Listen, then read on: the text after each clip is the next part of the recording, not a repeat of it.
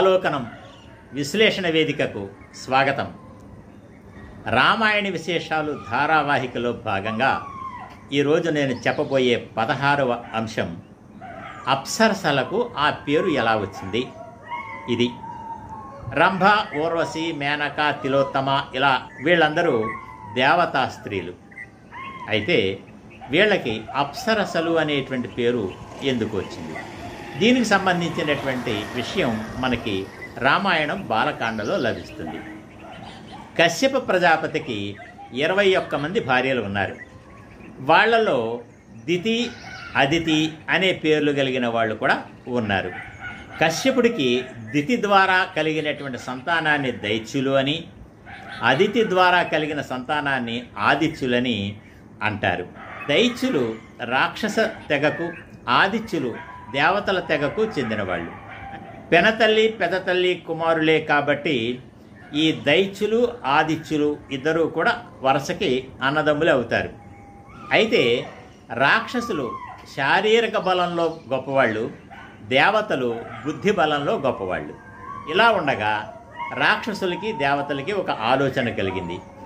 తమకి ఎలాంటి రోగము, ముసలితనము, మరణము లేకుండా ఉంటే బాగుంటుంది కదా అనుకున్నారు.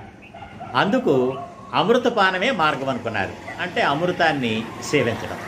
అయితే అమృతం ఎక్కడుంది? అప్పటికేం అమృతం సిద్ధంగా లేదు. క్షీరసాగరాన్ని మదిస్తే ఆ మదనము ద్వారా అమృతం లభిస్తుంది.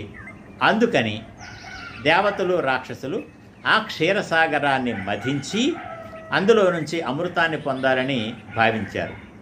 అందుకోసం మందర పర్వతాన్ని కవ్వంగా చేసుకుని, వాసుకి అనేటువంటి సర్పాన్ని తాడుగా చేసుకుని ఈ క్షీరసాగరాన్ని చిలకడం ప్రారంభించారు. అలా చిలుకుతూ ఉండగా ఆ పాల సముద్రం నుండి అమృతం పుట్టలేదు, కానీ విషం పుట్టింది. దాంతో బెంబేలెత్తిపోయినటువంటి దేవతలు రాక్షసులు శివుణ్ణి ప్రార్థన చేశారు. అప్పుడు శివుడు ఆ దేవరాక్షసులకు సహాయం చేయటానికి, లోకానికి ముప్పు తప్పించటానికి ఆ విషాన్ని తాను స్వీకరించి దాన్ని తన కంఠంలో బంధించాడు. మళ్ళీ క్షీరసాగరాన్ని మధించడం ప్రారంభించారు. అలా మధిస్తూ ఉంటే ఇప్పుడు కొత్త చిక్కు వచ్చి పడింది. మందర పర్వతం ఒక ప్రక్కకు వంగి ఆ సముద్రంలో మునిగిపోవడం ప్రారంభించింది. అప్పుడు శ్రీ మహావిష్ణువు కూర్మావతారం ఎత్తి, కూర్మము అంటే తాబేలు అవతారం ఎత్తి సముద్రంలోకి దిగి ఆ మందర పర్వతాన్ని తన వీపు మీద పెట్టుకుని మోస్తూ పర్వతం సముద్రంలో కుంగిపోకుండా కాపాడాడు. ఆ తర్వాత దేవరాక్షసులు దాన్ని చిలకడం ప్రారంభించారు. అప్పుడు ఆ పాల సముద్రం నుంచి ధన్వంతరి అనే మహాపురుషుడు ఔషధ పాత్రతో ప్రత్యక్షమయ్యాడు.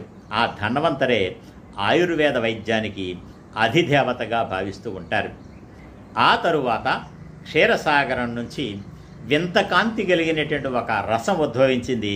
ఆ రసం నుండి 60,000 మంది అతిలోక సుందరీమణులు పుట్టారు. ఇక్కడ మనం 2 పదాలను గుర్తుపెట్టుకోవాలి. ఒకటి అప్, 2 రస. అప్ అంటే సంస్కృతంలో జలము అని అర్థం.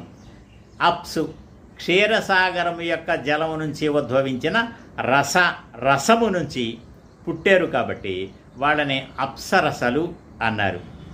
ఇది అప్సరసలకు ఆ పేరు రావడానికి కారణం. ధన్యవాదాలు.